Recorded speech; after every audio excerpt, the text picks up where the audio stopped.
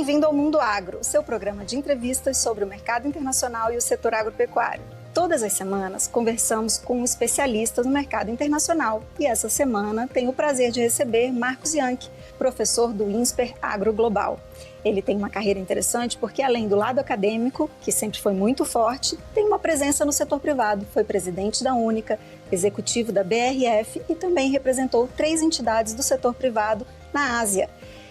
Voltou recentemente ao Brasil para liderar essa unidade agora do INSPER, que estuda o agro no mundo. Marcos, muito obrigado pela sua presença. É um prazer ter você aqui com a gente hoje. Um prazer estar com você, Lígia. Eu fico super contente com esse programa que cobre os assuntos internacionais do agro, que você conhece tão bem e que a gente gosta tanto, mas que precisa ser melhor entendido pelos brasileiros, principalmente na agricultura, já que é o setor dinâmico aí que define o nosso crescimento. Marcos, um tema que você sempre trata muito no Brasil é a relação Brasil-China. É um grande especialista no assunto, conhece profundamente a China, morou na Ásia por muitos anos, representou os interesses brasileiros na Ásia. Fala um pouquinho para a gente o que você vê dessa relação Brasil-China. Você sempre comenta, né, que o brasileiro ele tem um pensamento de curto prazo com relação à China. Já os chineses sempre pensam no longo prazo. Por quê? O que isso significa? Então, Lígia, eu acho que a relação com a China é a grande novidade, né, do agronegócio brasileiro nos últimos 20 anos. Né? A gente já tinha relações mais fortes até com outras regiões, como o Oriente Médio, que é uma relação desde os anos 70, antiga. Mas o fenômeno da China acontece porque a gente teve 2 revoluções importantes que aconteceram nos anos 80. O Brasil fez uma revolução agrícola no Centro-Oeste, que nos transformou em grandes exportadores de soja, carnes, enfim, celulose e outros produtos, algodão, né? E a China, na mesma época, teve reformas estruturais no governo lá do Deng Xiaoping, nas quais 200 e poucos milhões de chineses foram do campo para a cidade, para trabalhar na grande manufatura chinesa que se criou a partir dos anos 80, mas que se torna, na verdade, dependente de commodities importadas a partir do ano 2000. Então, em 2000, a gente exportava $1 bilhão para a China, muito menos do que para a Europa, para o Oriente Médio, para qualquer outra região.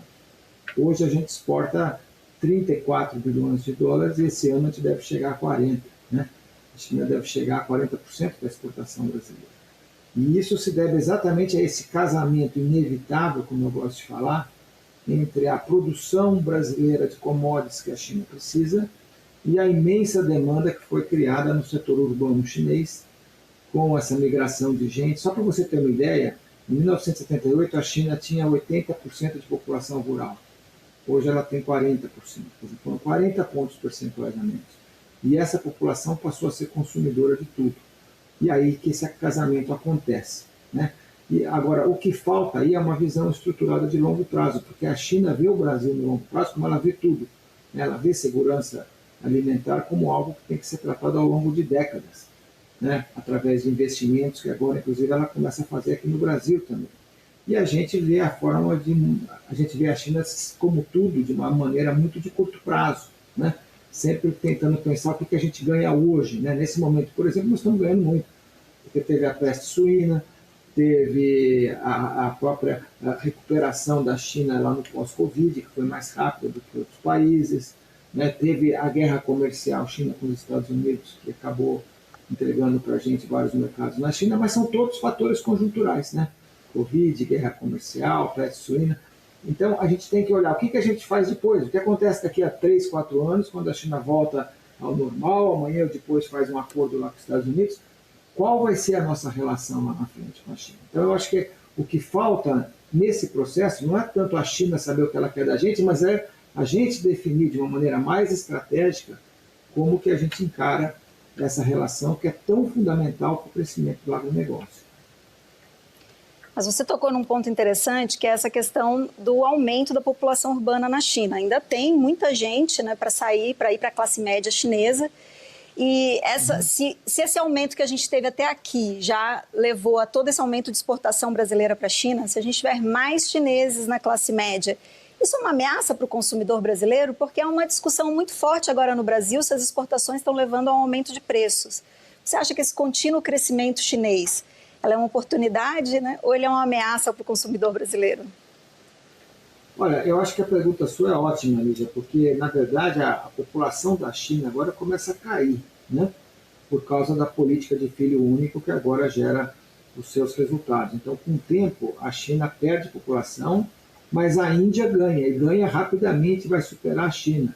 Então, em termos de população, na hora que a China diminuir, a Índia cresce. Depois da Índia ainda vem a África pela frente, está crescendo de uma maneira astronômica, né? Então, eu acho que a gente tem aí diversas regiões do mundo emergente que vão ser compradoras do Brasil. Nesse momento, o que puxa a demanda da China é ainda a classe média emergente que foi criada com essa migração do campo para a cidade. Que, como você disse, ela não acabou, ainda tem 40% de população rural na China, e como todo o resto do mundo, isso vai a 20%, talvez até menos 10% lá na frente. Então, ainda tem mais gente nessa migração e ainda tem crescimento de renda per capita acontecendo. Agora, a gente tem que entender que a dinâmica do Brasil é a dinâmica internacional. Quer dizer, que vai puxar o preço agro brasileiro para a gente aumentar a produtividade em soja, milho, algodão, carnes, etc., é a demanda internacional, hoje dada pela China, amanhã pelo Sudeste da Ásia, depois a Índia, depois a África. É isso que vai puxar, né? Agora, obviamente que isso pode gerar inflação se ocorrer uma desvalorização cambial muito intensa, como aconteceu esse ano, né? Mas eu acho que essa questão lá do câmbio, ela muda com o tempo, né? O câmbio de hoje é um câmbio que está excessivamente desvalorizado, fruto da conjuntura do pós-pandemia, né? Quer dizer, a gente de fato teve uma valorização cambial muito importante, né?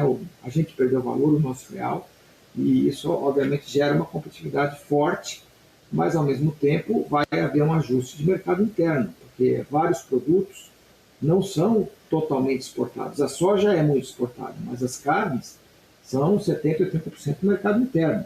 E se o preço interno sobe muito, acaba diminuindo o consumo e aí ele acaba se ajustando para baixo. Mas a gente tem que entender que a dinâmica da exportação vai existir no agronegócio brasileiro. Mas você falou desse crescimento na Ásia em geral, né? O Brasil ainda exporta pouco para países como a Índia, por exemplo. O agronegócio tem pouco relacionamento, até porque a Índia é uma grande produtora também agrícola, né? Tem espaço para a gente crescer em outros mercados na Ásia, fora da China? Eu acho que tem muito. Eu acho que nesse momento a gente está diminuindo a nossa dependência Japão-Coreia, que é mais antiga. Estamos no auge da relação com China e com Hong Kong. Estamos começando a desenvolver os mercados do Sudeste da Ásia, onde eu vivi, como você disse, lá em Singapura. O Sudeste da Ásia são 640 milhões de habitantes, uma região que vinha crescendo 5%, 6% ao ano. Um mercado extraordinário, que é para agora, não é para daqui 10 anos. É algo para a gente trabalhar agora. E a Índia vai ser um pouco mais à frente, né? A Índia ainda é exportadora líquida de agro, o que é uma loucura. Quer dizer, um país que tem tanta gente passando fome, muita gente vivendo abaixo do nível de pobreza. Por que a Índia é exportadora? Né? Porque ela exporta algumas commodities, né, como arroz, por exemplo, e outras, né? Mas ela, com o tempo, ela vai passar por um processo de urbanização, de crescimento de renda per capita, como a China passou. E também vai precisar importar mais do que importa hoje. E a África, se ela não fizer uma grande revolução agrícola, ela também vai depender de importação. Então, eu sempre gosto de falar, Lígia, que eu acho que a demanda de agro que tem hoje lá no mundo, ela é infinita, certo? Ela é infinita, realmente. É uma verdadeira maravilha para um país como o Brasil, que tem condição de transformar recursos naturais em alta produtividade com sustentabilidade, né? Agora, ela é infinita como demanda potencial. A demanda efetiva é muito menor. Por quê? Porque os países que têm muita gente no campo protegem os seus agricultores. Então é difícil entrar. A Índia, por exemplo, por que a gente vende tão pouco para a Índia? Menos do que 10% do que vai para a China. Porque a Índia é extremamente fechada, um dos países mais complicados em termos de barreiras ao comércio. A Indonésia também, os países da África também, né? Esses países hiperpopulosos, em geral, não facilitam importações. Então aí a gente tem esse velho problema de acesso a mercados, né? E também esses países não têm renda suficiente para fazer grandes importações. Mas eu acho que no futuro eles vão comprar. Então a gente tem que trabalhar não só a produtividade agrícola, não só a distribuição de produtos, que tinha deficiências que agora estão sendo corrigidas pelos trens, pelas hidrovias, mas também temos que trabalhar a nossa presença lá fora, né? Eu acho que essa iniciativa que a CNA teve, de estar presente na Ásia, de desenvolver outros produtos para não ficar só dependendo de 7, 8 commodities, né? Eu acho que são formas da gente consolidar a nossa posição lá fora, sem ficar muito dependente só de China ou só de soja ou outras duas commodities, né? Acho que a gente vai ter que fazer esse movimento agora nesses próximos anos. Agora, que a demanda é imensa no mundo, eu não tenho a menor dúvida. Mas você não acha que agora, com a pandemia, muitos países eles têm trazido à tona assim, essa preocupação forte com a sua segurança alimentar e principalmente com a produção nacional? Você acha que pode fortalecer ainda mais esse protecionismo que a gente já vê de alguns países? Ou também investimentos para diversificar do ponto de vista dos importadores, né? Por exemplo, os chineses, eles poderiam estar preocupados em depender tanto do Brasil e, de repente, investir mais em outros locais para a produção de alimentos também? Olha, da mesma maneira que a gente não gosta de depender tanto da China, hoje é 40% da nossa exportação, a China também não gosta de depender só do Brasil, que representa 20% do que ela importa. E ela importa 160 bilhões de dólares. Né? Então, o que nós exportamos para eles é muito, o que eles importam da gente também é muito para eles. Então, obviamente que eles querem encontrar outros fornecedores. Só que não há tantos aí pelo mundo afora. Né? A China ela tentou transformar a África em grande fornecedora de commodities, não conseguiu. A África vende muitos minerais para eles, mas nas commodities agrícolas é muito mais difícil do que mineração, né? Já precisa ter agricultor, precisa ter gaúcho, paranaense, tecnologia, máquina, né? Uma série de coisas que o Brasil, ao longo do tempo, desenvolveu, né? Para poder ocupar o centro-oeste e tudo mais, né? Então, eu acho assim que, na verdade, a gente tem que estudar essa relação dupla com a China, né? Dando previsibilidade, por exemplo, na relação na área de carnes, de outras commodities, diversificar o que for possível. Por que a gente está tão pendurado, por exemplo, em suínos, bovinos e aves e não consegue fazer leite e peixe, por exemplo, que são duas commodities muito importantes, né? Adição de valor e tudo isso, né? Eu acho que tem aí várias agendas que podem ser trabalhadas na relação com esses países todos, né? A gente precisa agora estar mais presente lá fora. O mundo daqui para frente não vai ser tão fácil. Nos últimos 40 anos, depois da Revolução Agrícola Brasileira, a gente vendeu aqui no Porto tudo que a gente precisava. Daqui para frente, mesmo sabendo que há uma demanda grande lá fora, a gente tem que trabalhar cada mercado, não pode ficar fazendo provocações desnecessárias, como tem acontecido com a China, né? Eu vejo até gente do agro falando mal da China, eu não consigo entender uma coisa dessa. A China é extremamente relevante para o agro brasileiro. E mais do que isso, Lígia, eu acho que se tiver um movimento protecionista pelo mundo afora em agricultura e alimentos, nós vamos aumentar a insegurança alimentar no mundo. Tá? O que garante hoje a segurança alimentar para vários países do mundo, principalmente na África e no Oriente Médio, é exatamente a existência de comércio aberto. Porque se amanhã ou depois os países falarem, não, agora eu vou proteger, agora é hora de autossuficiência, de soberania alimentar, a consequência imediata disso vai ser gente passando fome, revolta nas ruas. Né? Porque você sabe, quando as pessoas passam fome, a primeira coisa é que causa uma revolução. Né? Então, eu não acredito que esse movimento de protecionismo, como a gente começa a ver agora na área lá de remédios, de máscaras, lá de testes, que eu acho que é meio até que natural que aconteça algum protecionismo para você não ficar tão fragilizado como a gente ficou, mas eu não vejo isso avançando nas commodities agrícolas com muita força, porque se avançar vai ser um desastre para a segurança alimentar global. Pois é, a gente está falando muito da Ásia, que é uma região que vem crescendo cada vez mais em importância para o agro brasileiro, Mas e os nossos parceiros mais tradicionais, e aqui em especial a União Europeia? A gente assinou ano passado um acordo com a União Europeia, que ainda falta, é claro, entrar em vigor, tem várias etapas para que ele possa ser utilizado, né, pelo exportador brasileiro, mas o nosso relacionamento com a União Europeia também ele tem sofrido aí algumas quedas, né, nas nossas exportações para eles, do agro especificamente falando. Então, qual o futuro desse relacionamento com a União Europeia, com os Estados Unidos, que são os parceiros mais tradicionais do Brasil? Vamos dizer, em 2000, quando a China só exportava, nós só exportávamos $1 bilhão para a China, né, que hoje é 54, como eu disse, a Europa comprava, junto com os Estados Unidos, 60% da exportação brasileira de água, né? E, de fato, a gente tinha que se preocupar muito com qualquer coisa que a Europa dissesse. O fato é que hoje a Europa está perdendo importância. Então, eu acho que, em termos de acordos comerciais, a gente tem que pensar em mundo emergente. Tá? O que vai realmente nos trazer volumes de compra potenciais seriam acordos comerciais com países emergentes em geral. Esses que estão tendo ou crescimento populacional importante ou crescimento de renda per capita importante. Tá?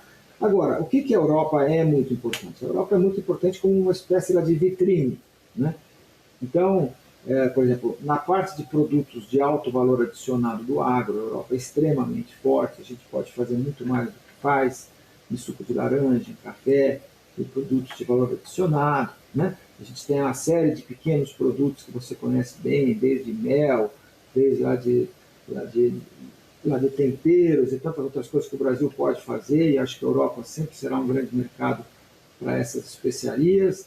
A gente pode fazer mais em carnes, né? A gente pode fazer mais em algumas commodities na China, lá na Europa, etanol também, que é um produto que ficou meio parado, que pode voltar, biodiesel, biocombustíveis, energia renovável, de agricultura. Eu acho que a relação pode ser muito melhor do que ela é hoje, assim como nos Estados Unidos. Estados Unidos e Europa ainda são os maiores compradores do mundo. Né? Se você olhar individualmente, China, Estados Unidos e Europa são os grandes compradores. E se você olhar aqui nas Américas, diversos países americanos, principalmente lá do Pacífico, tipo Chile, Colômbia, Peru, México, tem uma relação muito forte com os Estados Unidos. Estados Unidos tem um comércio bilateral imenso de agricultura com o Canadá e com o México até hoje, a despeito lá do Trump. Né? Então, eu acho que são assim regiões que a gente tem que ter parcerias estratégicas. Agora, não são regiões que vão comprar grandes volumes lá no futuro. Né? Quem vai comprar grandes volumes vão ser os países emergentes. Agora, também tem um outro ponto. A Europa é muito importante em algumas questões que nesse momento estão super em foco. Por exemplo, o tema de meio ambiente, né? A questão lá de Amazônia e esses problemas históricos que o Brasil teve na Amazônia em relação à implantação do Código Florestal, regularização fundiária, isso, quem que está fazendo mais pressão sobre o Brasil é a Europa. E não é pelo lado comercial, é pelo lado de investimentos das empresas, pelo lado de capitalização das empresas. Né?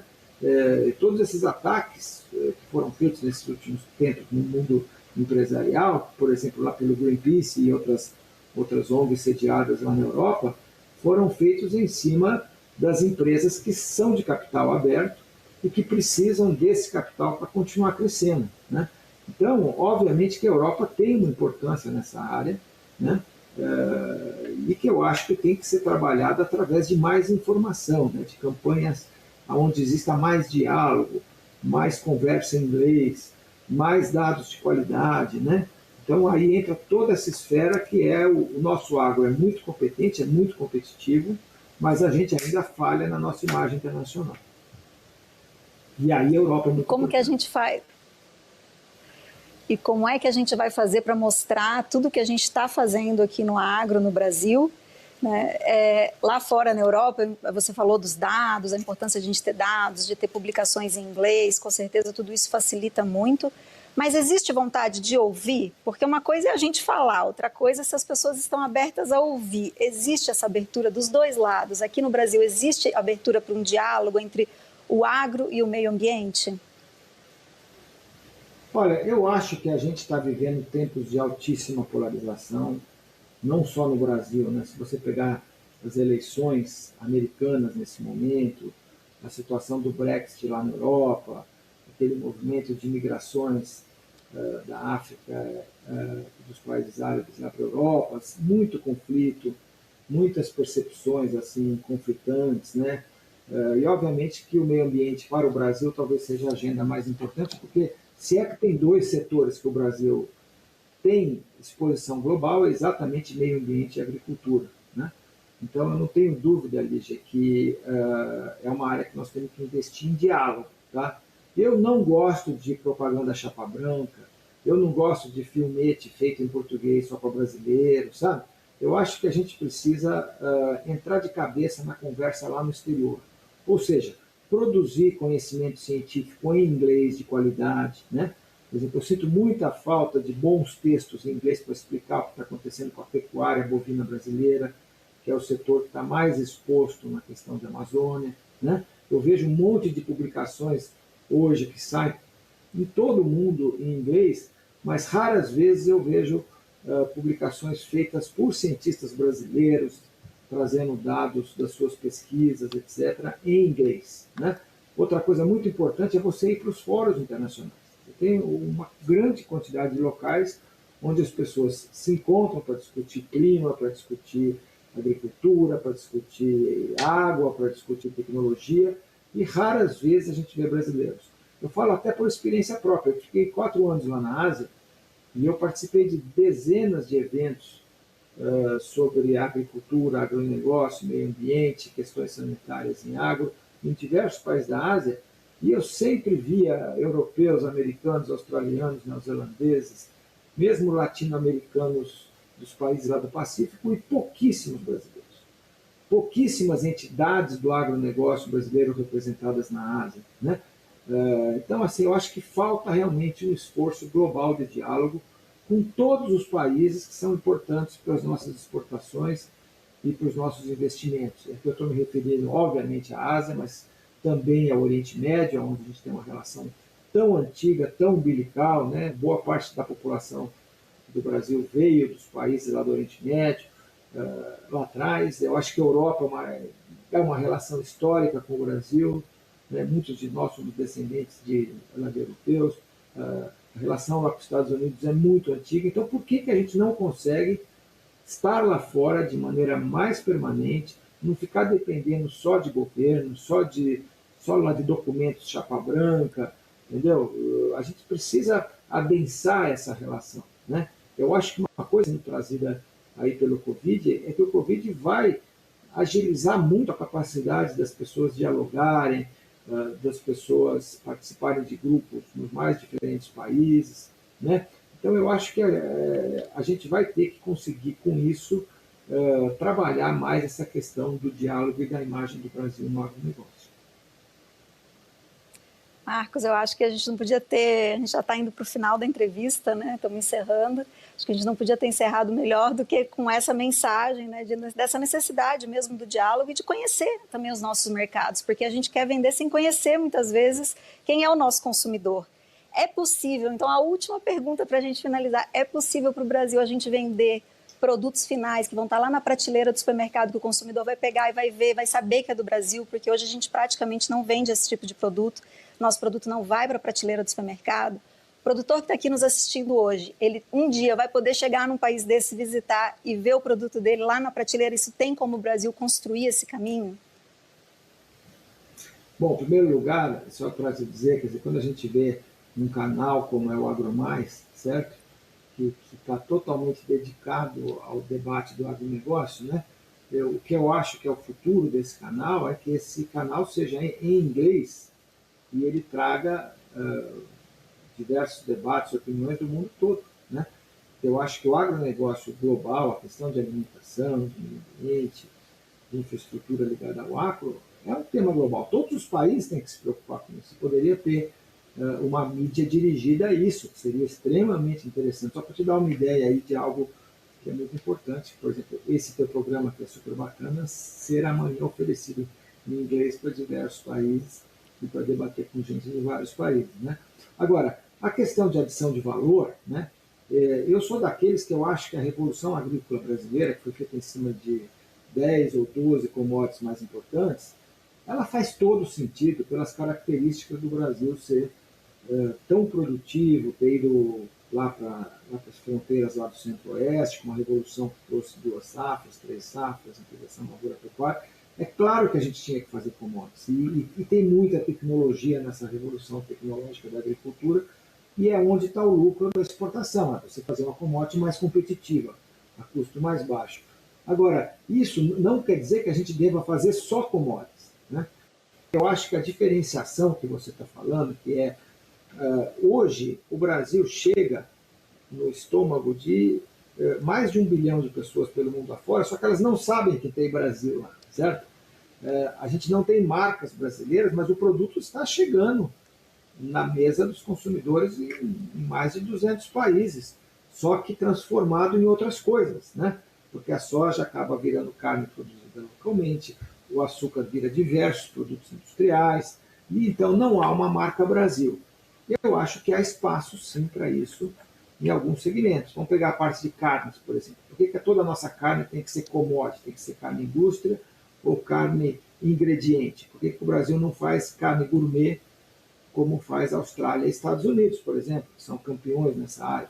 Você vai em qualquer cardápio do mundo, lá de bons restaurantes, você tem a carne identificada como sendo, sei lá, algo lá que foi feito a partir de Angus australiano ou de determinados produtos lá dos Estados Unidos. Por que não tem também a mesma coisa no Brasil?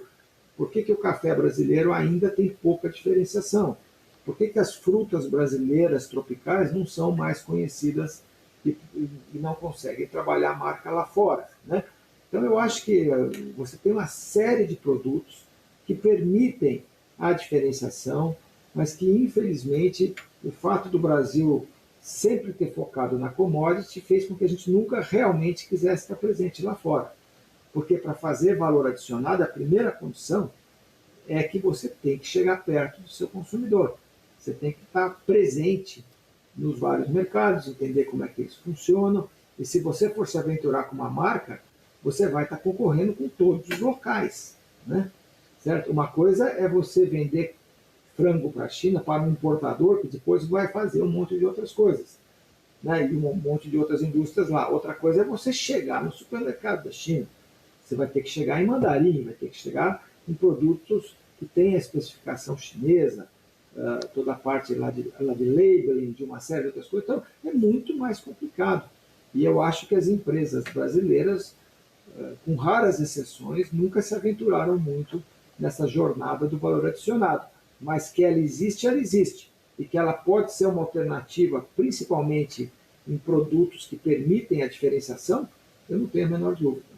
E acho, viu, Lígia, que esse trabalho que vocês têm feito lá na CNA, de conseguir motivar o produtor, e aí através de algumas trades, de algumas ações lá no exterior, diversificar a pauta nessa direção de valor adicionado, eu acho que é um trabalho muito importante e cedo ou tarde vai acabar dando certo. Tá ótimo. Marcos, muito obrigada. Quero a todos que acompanharam o Mundo Agro dessa semana com Marcos Yankee. E aguardo vocês no programa da próxima semana.